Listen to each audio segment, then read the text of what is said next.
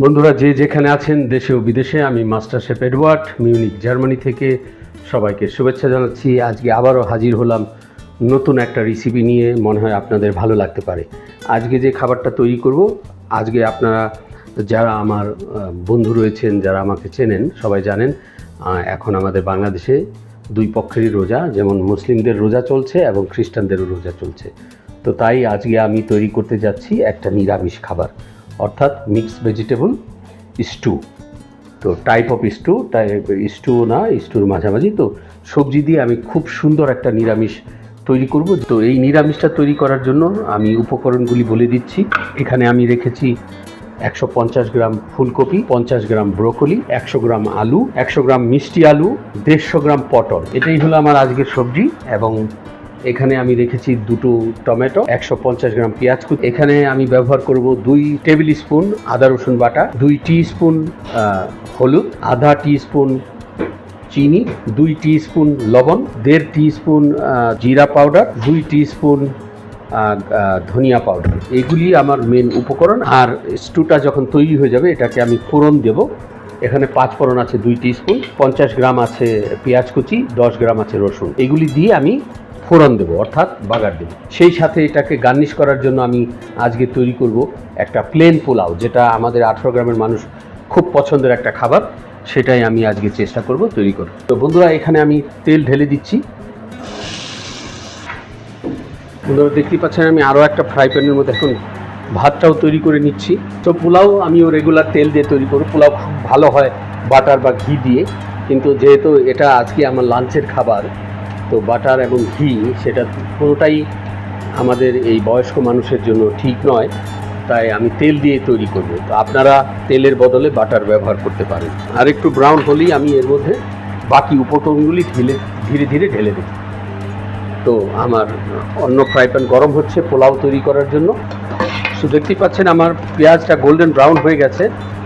এখন আমি সবচেয়ে প্রথম ঢেলে দিচ্ছি সল্ট, পুরোটাই ঢেলে দিলাম। আমি এখানে ঢেলে দিচ্ছি আদা রসুন বাটা, সাথে সাথে ঢেলে দিচ্ছি আমি টমেটো। সেই সাথে যে বাকি উপকরণগুলি আমি আগে বলেছিলাম, জিরা পাউডার, ধনিয়া পাউডার, হলুদের পাউডার, তো চিলি,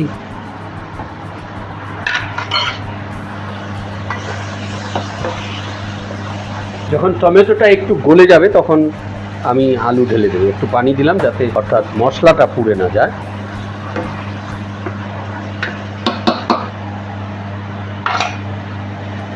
বন্ধুরা দেখতেই পাচ্ছেন মশলা খুব সুন্দর হয়েছে। এখন আমি ধীরে ধীরে প্রথমে আলু ঢেলে দিলাম, তারপর মিষ্টি আলু,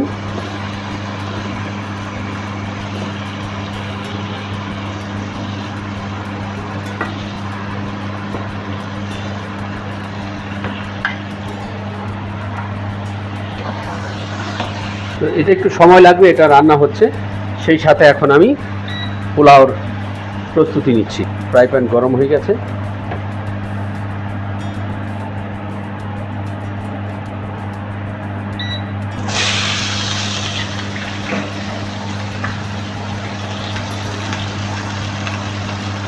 সাথে তেজপাতা, এলাচদানা, এলাচ, জিরা সবই ঢেলে দিলাম। 1 টেবিল স্পুন সল্ট, আধা টেবিল স্পুন ভেজিটেবল সল্ট। এই স্পুনের 1 স্পুন ভরে 1.5 স্পুন আদা রসুন বাটা। এখন এখানে পুরোপুরি 1 কাপ চাল আছে, এটাও ঢেলে দিলাম। এখানে আর একটু পানি,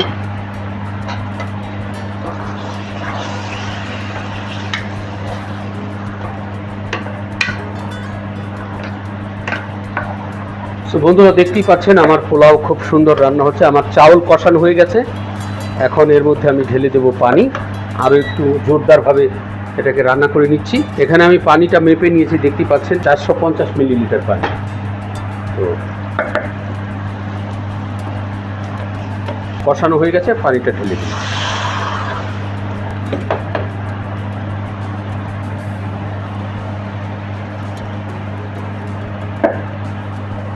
তো সবজিটা কষানো হয়ে গেছে। ধীরে ধীরে বাকি অন্য সবজিগুলি আমি এখানে ঢেলে দিচ্ছি। ব্রোকলি এবং কলিফ্লাওয়ারও ঢেলে দিলাম।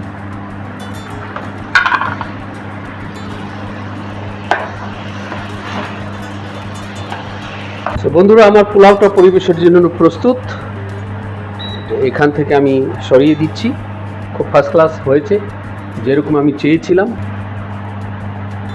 আরও কিছুক্ষণ রান্না করতে হবে, সসটা আর একটু শুকাতে হবে, তখনই আমি এর মধ্যে ফোড়ন দিয়ে দেবো। বন্ধুরা, দেখতেই পাচ্ছেন আমার মিক্স ভেজিটেবল স্টু বা কারি যেটাই বলা হয়, শেষের দিকে আরও একটু পানি দিয়ে দিলাম। জোরদার রান্না করব এখন আমি ফোড়ন দিচ্ছি। তেল ঢেলে দিলাম, বেশি নয়, সামান্য একটু। সবচেয়ে প্রথম ঢেলে দিলাম 5 ফোড়ন, দেখতেই পাচ্ছেন। সাথে সাথে পেঁয়াজ এবং রসুন।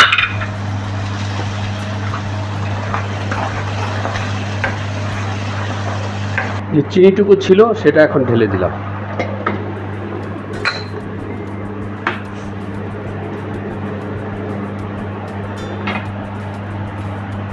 আমার ফোড়ন প্রস্তুত, ঢেলে দিচ্ছি এখন। দেখতেই পাচ্ছেন কি সুন্দর একটা আওয়াজ এলো।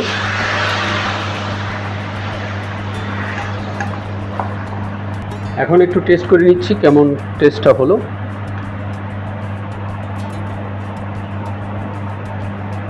সামান্য একটু লবণ লাগছে, ঢেলে দিলাম।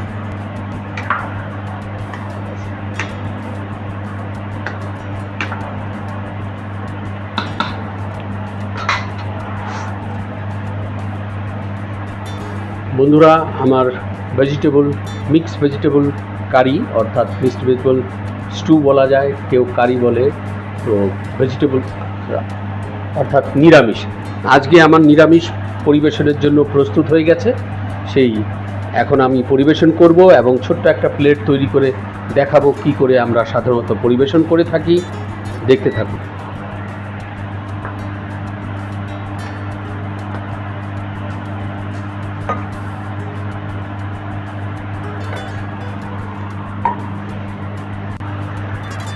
সো বন্ধুরা, দেখতে পাচ্ছেন আমার নিরামিষ, অর্থাৎ আজকে নিরামিষ পরিবেশের জন্য প্রস্তুত।